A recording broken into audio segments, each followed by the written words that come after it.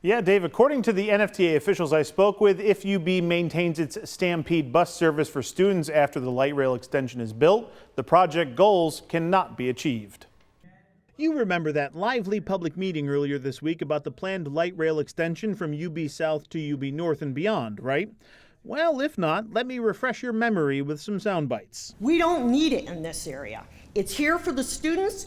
The students can take buses. I took a bus from 1979 to 1983, back and forth between the campuses, no problem. When I seen all these unrealized benefits only pertain to UB students who really only come here for 4 years and then they're gone. This is the face of evil. You don't even realize it.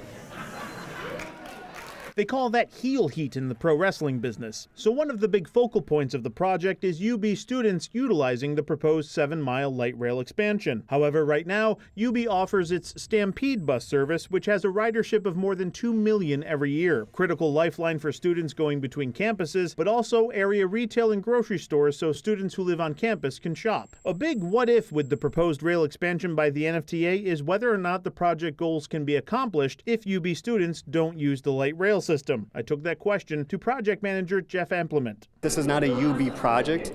There's a lot of potential riders along that corridor too that are disabled or younger, older folks, and of course choice riders too, right? And so we're looking to target them as well. Amplement says that this is not an exclusive UB project and it's intended to benefit the public, which would be needed in order to qualify for federal funding. You obviously want to entice students to use the rail.